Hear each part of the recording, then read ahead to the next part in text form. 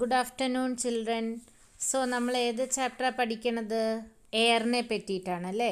അപ്പോൾ അതിൽ അറ്റ്മോസ്ഫിയർ എന്താ പഠിച്ചു, greenhouse gas, global warming എന്താന്ന് പഠിച്ചു, പിന്നെ അറ്റ്മോസ്ഫിയറിലുള്ള കോമ്പോസിഷൻ ഓഫ് എയർ ഏതൊക്കെയാണെന്ന് പഠിച്ചു, nitrogen, oxygen, carbon dioxide പഠിച്ചു. അത് കഴിഞ്ഞിട്ട് നമ്മൾ സ്ട്രക്ചർ ഓഫ് അറ്റ്മോസ്ഫിയർ പഠിച്ചു. അതിൽ 5 ലെയേഴ്സ് ആയിട്ടുണ്ട് എന്നുള്ളത് പഠിച്ചു. ഏതൊക്കെ 5 layers? Troposphere, stratosphere, mesosphere, thermosphere and exosphere അല്ലേ. അതൊക്കെ പഠിച്ചു. അതിൻ്റെ ഇമ്പോർട്ടൻസും പഠിച്ചു. അതിൽ ടെമ്പറേച്ചർ എന്താ, ക്ലൈമറ്റ് എങ്ങനെ നോക്കുക, വെതർ എങ്ങനെ നമ്മൾ അസസ് ചെയ്യണത്, ഇൻസുലേഷൻ എന്ന് പറഞ്ഞാൽ എന്താണ്, എയർ പ്രഷർ എന്ന് പറഞ്ഞാൽ എന്താ, ഇതൊക്കെ നമ്മൾ അതിൽ പഠിച്ചു കഴിഞ്ഞു ലാസ്റ്റ് ക്ലാസ്സിൽ. അപ്പം ഇനി ഇന്നത്തെ ക്ലാസ്സിൽ നമ്മൾ പഠിക്കാൻ പോകുന്നത് കാറ്റിനെ കുറിച്ചാണ്. വിൻഡ് അല്ലേ. വിൻഡ് എന്ന് പറയുമ്പോൾ തന്നെ നമുക്കറിയാം ചിലത് നല്ല സോഫ്റ്റായിട്ട് ഇങ്ങനെ പോകും, നമുക്കത് എൻജോയ് ചെയ്യാൻ പറ്റും അല്ലേ. ബ്രീസ് എന്ന് പറയും നമ്മൾ, ഇസ്ൻ്റ് ഇറ്റ്. ചിലത് ഹെവി വിൻഡായിരിക്കും, നമ്മളെയൊക്കെ ഇങ്ങനെ ചുറ്റി നമുക്ക് ചിലപ്പോൾ നടക്കാൻ പോലും പറ്റില്ല, പൊടി പടലങ്ങളൊക്കെ പറന്നിട്ട് നമ്മളൊക്കെ കണ്ണിലേക്കൊക്കെ പോകാൻ സാധ്യതയില്ല. അങ്ങനത്തെ തരം കാറ്റുമുണ്ട് അല്ലേ. ചില കാറ്റ് എന്താണ്, ട്രീസും ഇതിനെയൊക്കെ മറിച്ചിടുന്ന, അതിനെ സൈക്ലോൺ എന്ന് പറയും. ഹെവി വിൻഡിനെയാണ് നമ്മൾ സൈക്ലോൺസ് എന്നൊക്കെ പറയണത്. ഓക്കെ, അപ്പം അങ്ങനെയുണ്ട്. അപ്പോൾ ഈ വിൻഡ് എന്ന് പറഞ്ഞാൽ എന്താണ്, കാറ്റ് എന്ന് പറഞ്ഞാൽ എന്താണ്, ഈ എല്ലാം മൂവ് ചെയ്യും അല്ലേ അറ്റ്മോസ്ഫിയറിൽ. അപ്പം നമ്മളിപ്പോൾ എയർ പ്രഷർ പഠിച്ചു. എന്താണ് എയർ പ്രഷർ എന്നാണ് പഠിച്ചത്? പ്രഷർ എക്സേർട്ട് ചെയ്യണത്, നമ്മുടെ എയറിൻ്റെ വെയിറ്റ് കൊണ്ട് പ്രഷർ എക്സേർട്ട് ചെയ്യണം. എർത്ത് സർഫസിൽ എക്സേർട്ട് ചെയ്യുന്ന പ്രഷറിനെയാണ് നമ്മൾ എയർ പ്രഷർ എന്ന് പഠിച്ച്. അതേപോലെ നമ്മൾ പഠിച്ച് ഇങ്ങനെ മുകളിലേക്ക് പോകുന്തോറും പ്രഷർ ഡിക്രീസ് ആവും അല്ലേ. അതേസമയം ടെമ്പറേച്ചർ കൂടുതലാവുന്ന സമയത്ത് എയർ, ആ പർട്ടിക്കുലർ ഏരിയയിലത്തെ എയർ ചൂടാവുകയും അത് പൊന്തുകയും ചെയ്തിട്ട് അവിടെ എന്താവും, ലോ പ്രഷർ ഏരിയ ഉണ്ടാവുന്നു അല്ലേ. അതേപോലെ എയർ എപ്പോഴും ഹൈ പ്രഷർ ഏരിയയിൽ നിന്ന് ലോ പ്രഷർ ഏരിയയിലേക്കാണ് മൂവ് ചെയ്യുക. അപ്പം അങ്ങനെ മൂവ് ചെയ്യുന്ന എയറിനെയാണ് നമ്മൾ വിൻഡ് എന്ന് വിളിക്കുന്നത്, വിൻഡ് എന്ന പേരിൽ പറയുന്നത്. ആ വിൻഡ് എന്നുള്ള വിൻഡ് നമ്മളിപ്പോൾ ചിലത് പറയില്ലേ, കിഴക്കൻ കാറ്റ്, പടിഞ്ഞാറൻ കാറ്റ് എന്നൊക്കെ നിങ്ങൾ കേട്ടിട്ടുണ്ടാവും അല്ലേ. പാലക്കാടൻ കാറ്റ് എന്നൊക്കെ നിങ്ങൾക്ക് ഫെമിലിയർ ആയിരിക്കും. അപ്പോൾ ഈ വിൻഡിന് കാറ്റുകൾക്ക് ഓരോ പേര് കൊടുക്കുന്നത് അത് ഏത് ഡയറക്ഷൻ നിന്നാണ് വരുന്നത് അതിനനുസരിച്ചിട്ടാണ് പേര് കൊടുക്കുക. ഇപ്പോൾ വെസ്റ്റ് നിന്നാണ് കാറ്റ് വരുന്നതെന്ന് വെച്ചാൽ വെസ്റ്റർലീസ് എന്ന് പറയും, ഈസ്റ്റ് ആണെങ്കിൽ ഈസ്റ്റർലി എന്ന് പറയും. മനസ്സിലായോ? അപ്പോൾ സദേൺ, നോർത്തേൺ അങ്ങനെയൊക്കെ പറയും. അപ്പോൾ ഏത് ഭാഗത്തു നിന്നാണ് കാറ്റ് വരുന്നത് വെച്ചാൽ അതിനനുസരിച്ചിട്ടാണ് അതിൻ്റെ പേര് പറയുക. ഇനി വിൻഡിൽ 3 ടൈപ്പ് ഓഫ് വിൻസ് ആണ് നിങ്ങൾക്ക് പഠിക്കാനുള്ളത്. Permanent winds, seasonal winds and local wins.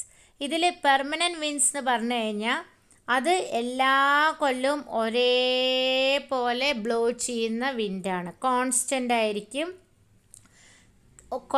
Through out the year അതുണ്ടാവും, ഒരേ ഡയറക്ഷനിലാണ് അത് വിൻഡിൻ്റെ മൂവ്മെൻറ്റ്. സീസണൽ വിൻഡ് എന്ന് പറഞ്ഞു കഴിഞ്ഞാൽ ഓരോ സീസൺ ആകുമ്പോൾ ആ വിൻഡിൻ്റെ ഡയറക്ഷൻസ് മാറും, അതിനെയാണ് സീസണൽ വിൻസ് എന്ന് പറയുക. അതിൽ എക്സാമ്പിളാണ് നമ്മുടെ മൺസൂൺ. ഇന്ത്യയിൽ ഉണ്ടാവുന്ന മൺസൂൺസ് സീസണൽ വിൻസിൻ്റെ ബെസ്റ്റ് എക്സാമ്പിളാണ്. അടുത്തത് ലോക്കൽ വിൻസ്. ലോക്കൽ വിൻസ് എന്ന് പറഞ്ഞാൽ വിൻസ് ഒരു പർട്ടിക്കുലർ പീരീഡ്, ഏതെങ്കിലും ഒരു പ്രത്യേക ദിവസമോ അല്ലെങ്കിൽ പ്രത്യേകമായിട്ടൊരു കൊല്ലത്തിലോ ഏതെങ്കിലും ഒരു ചെറിയ ഏരിയയിൽ രൂപപ്പെടുന്ന വിൻസിനെയാണ് നമ്മൾ ലോക്കൽ വിൻസ് എന്ന് പറയുക. അതിന് എക്സാമ്പിളാണ് ലാൻഡ് ബ്രീസ്, സീ ബ്രീസ് എന്നൊക്കെ പറയുന്നത്. ഇനി ഇതൊന്നും കൂടാതെ വേറൊരു തരം വിൻഡ് ഉണ്ട്, ലൂ എന്ന് പറയും. അതെങ്ങനെയാ വെച്ചാൽ നല്ല ചൂട് വറ്റി വരണ്ട കാറ്റായിരിക്കും. അത് നോർത്തേൺ പ്ലെയിൻസിലാണ് കൂടുതലായി കാണപ്പെടുക, ഇന്ത്യയുടെ നോർത്തേൺ പ്ലെയിൻസിൽ. അതിനെയാണ് നമ്മൾ എന്ത് പറയുന്നത്, ലൂ എന്ന് പറയുന്നത്. അപ്പോൾ ഈ കാറ്റുകളെയൊക്കെ പറ്റി പഠിച്ചു അല്ലേ? ഇപ്പം 3 ടൈപ്പ് കാറ്റുകളുണ്ട് എന്നൊക്കെ ഇപ്പം നമുക്ക് മനസ്സിലായില്ലേ? അപ്പോൾ ഇനി നമുക്ക് വേറൊരു കാര്യം അറിയുന്നത്, നമ്മുടെ എയറിൽ മോയ്സ്ചർ ഉണ്ട് അല്ലേ? എങ്ങനെയാണ് മോയ്സ്ചർ വരുന്നത്? നമ്മുടെ ഇവിടുന്ന് റിവേഴ്സ്, പോൺസ് ഇതെന്നൊക്കെ നമ്മൾ ഹൗ റെയിൻസ് ആർ ഫോംഡ് എന്ന് പറഞ്ഞപ്പോൾ നമ്മൾ പഠിച്ചിട്ടുണ്ട് അല്ലേ? The vapors when the sun's due to sun's heat, the water in the river, lakes, ponds get evaporated and form water vapor, then it go high and the rain fall അല്ലേ? ഇങ്ങനെയാണ് നമ്മൾ പഠിച്ചിരിക്കുന്നത്. അപ്പോൾ moisture ഉണ്ട്. Moisture ഉള്ളതുകൊണ്ടാണല്ലോ എന്താണത്? അപ്പോൾ ഈ water നമ്മുടെ ഇവിടുന്ന് ലാൻഡിൽ നിന്നും, പിന്നെ ലാൻഡും ചൂടാവും അല്ലേ? അത് ചൂടായിട്ടും വേപ്പേഴ്സ് പോവാം. അതേപോലെ വെള്ളം, വാട്ടർ ബോഡീസ് എന്ന് പറഞ്ഞാൽ റിവേഴ്സ്, ലേക്സ്, പോൺസ്, ഇതിന്നും വെള്ളം ചൂടായിട്ട് ഇങ്ങനെ മുകളിലേക്ക് പോയിട്ട് മോയ്സ്ചർ ഉണ്ടാവുന്നു. അപ്പോൾ ചില ഭാഗത്ത് ഫുൾ വാട്ടർ വേപ്പർ ആയിരിക്കും. അപ്പോൾ അതിനെ നമ്മൾ ഒരു ഹ്യൂമിഡ് ഡേ എന്ന് പറയും. ഹ്യൂമിഡ് എന്നൊക്കെ പറഞ്ഞാൽ പുഴുക്കം. നിങ്ങൾക്ക് ചില ദിവസം തോന്നിയിട്ടില്ലേ, വേർത്തിട്ട് പോണുമില്ല, നല്ല വെയിലുമില്ല, പക്ഷെ ആകെ മൊത്തം ഒരു അൺകംഫർട്ടബിൾ ഫീലിംഗ്. അതാണ് പുഴുക്കം എന്ന് കേട്ടിട്ടുണ്ടാവും നിങ്ങൾ. വീട്ടിലെല്ലാവരും പറയണത് നിങ്ങളും പറയും. എന്താ അത്, ചൂടല്ല, ഒരു തരം ഒരു ഡിസ്കംഫേർട്ട്. അതിനെയാണ് ഹ്യൂമിഡിറ്റി എന്ന് പറയുന്നത്. അപ്പം ഈ മോയ്സ്ചർ ഇങ്ങനെ നമ്മുടെ അറ്റ്മോസ്ഫിയറിൽ ഇങ്ങനെ തിങ്ങി നിൽക്കുക. മഴയായിട്ട് വീഴുന്നില്ല, എന്നാൽ നല്ല വെയിലും ഉണ്ടോ അതുമില്ല. അങ്ങനെയുള്ളൊരു സ്റ്റേജിനെയാണ് നമ്മൾ ഹ്യൂമിഡിറ്റി എന്ന് പറയണത്. ഓക്കെ, ഇനി നമ്മൾ റെയിൻസ് ഇത്രയൊക്കെ പഠിച്ച അവസ്ഥയ്ക്ക് ഇനി നമ്മൾ കുറച്ചും കൂടി ഇലാബറേറ്റ് ആയിട്ട് നമ്മൾ എങ്ങനെയാണ് മഴ ഉണ്ടാവുക എന്നുള്ളത് കുറച്ചും കൂടി ഈ സയൻറ്റിഫിക് ജോഗ്രഫിക്കൽ ടേംസ് വെച്ചിട്ട് പറയണം. ഓക്കെ, അതായത് വാട്ടർ വേപ്പറൊക്കെ മുകളിലേക്ക് പോകുന്നത് അറിയാം. അവിടെ ചെന്ന് കഴിഞ്ഞാൽ അതെന്താവും, കൂൾ ചെയ്യാൻ തുടങ്ങും.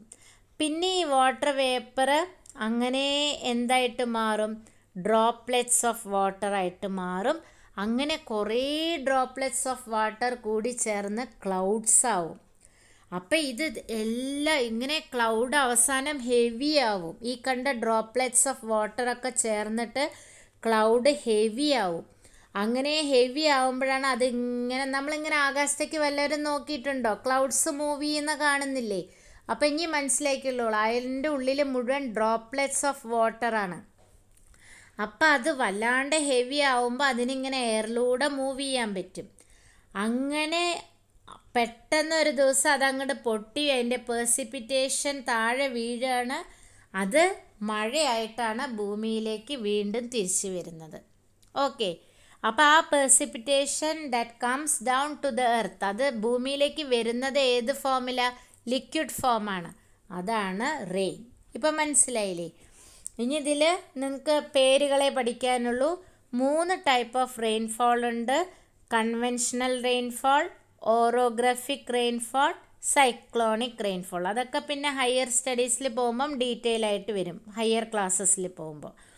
അപ്പോൾ ഇതിൽ നിങ്ങൾക്ക് മനസ്സിലാവേണ്ടത്, എന്നാൽ റെയിൻഫോൾ വേണ്ടേ? നമുക്ക് റെയിൻഫോൾ വേണം. ഭൂമിയിൽ ഏതൊരു ജീവജാലങ്ങൾക്കും സർവൈവ് ചെയ്യണമെങ്കിൽ റെയിൻഫോൾ, മഴ കിട്ടണം. അതേസമയം മഴ കൂടിപ്പോയാലോ? ഇപ്പം നിങ്ങൾ ന്യൂസിലും ഇതിലൊക്കെ കാണുന്നില്ലേ, ആലപ്പുഴയിലും കുട്ടനാട്ടിലും ഒക്കെ എന്താണ് ഫ്ലഡ് അല്ലേ? മഴ നിൽക്കുന്നേ ഇല്ല. അവിടുത്തെ ജീവിതമൊക്കെ വളരെ ദുരിതമായി. അപ്പം ടു മച്ച് ഓഫ് റെയിനും കോസസ് എന്താ? ഫ്ലഡ്. കാരണം ഈ മഴ പെയ്തതിനൊക്കെ പോവാൻ സ്ഥലം വേണ്ടേ? ഈ ഫ്ലഡ് ഉണ്ടാവാനുള്ള വേറൊരു റീസണാണ് നമ്മൾ നേരത്തെ ലെസണിൽ പഠിച്ച ഡീഫോറസ്റ്റേഷൻ അല്ലേ? മരങ്ങളും ഇതൊക്കെ വെട്ടിമുറിക്കുമ്പോൾ എന്താവും, റെയിൻ വാട്ടേഴ്സ് പിടിച്ചു നിർത്താനായിട്ട് ഒന്നുമില്ല. അപ്പോൾ നമുക്ക് സ്റ്റോറേജ് ഓഫ് വാട്ടർ ലെസ് ആവും അല്ലേ? അപ്പോൾ അതിങ്ങനെ പോയിക്കൊണ്ടിരിക്കും. അതും it may also cause flood എന്നാണ് പറയണത്. അപ്പോൾ റെയിൻഫോൾ ഹെവി ആയാലും floods can take place. Okay, അപ്പം ഇനി നമുക്ക് ഇതിലേക്ക് നോക്കാം. ഓക്കെ, സോ ഇന്ന് നമ്മൾ പഠിക്കുന്ന ഏതാ? Wind. Okay, the movement of air from high pressure area to low pressure area is called wind. A wind is named after the direction from which it blows. അതാണ് നേരത്തെ പറഞ്ഞ വെസ്റ്റർലി വിൻഡ്സ്, ഈസ്റ്റർലി വിൻഡ്സ് ഒക്കെ. There are three types of wind: permanent winds, seasonal winds, local winds.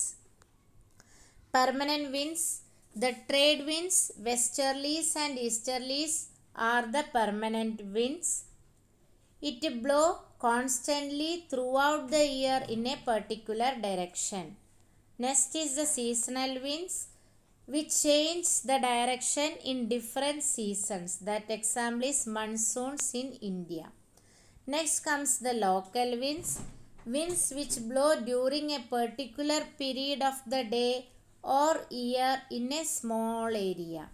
The examples are land breeze and sea breeze. Next comes the Lu. What is Lu? The hot and dry local wind of northern plains of India is called Lu. Okay. So now next comes what is moisture. When water evaporates from land and different water bodies, it becomes water vapor. When the air is full of water vapor, we call it a humid day. Moisture in the air at any time is known as humidity. Now, how rains formed? When the water vapor rises, it starts cooling. The water vapor condenses, causing the formation of droplets of water, which later form clouds. When these droplets of water become too heavy to float in air, then they come down as precipitation. This precipitation that comes down to the earth in liquid form is called rains. There are three types of rainfall: conventional rainfall, orographic rainfall, and the cyclonic rainfall. As we know, rainfall is very important for the survival of plants and animals. Now, have you seen the jet planes, a white trail behind when a jet plane after flying? Why? Jet planes flying in the sky leave a white trail behind them. This is because the moisture from their engine condenses. We see trails of this condensed moisture for some time when there is no air movement to disturb it. Okay, so that's all about the wind.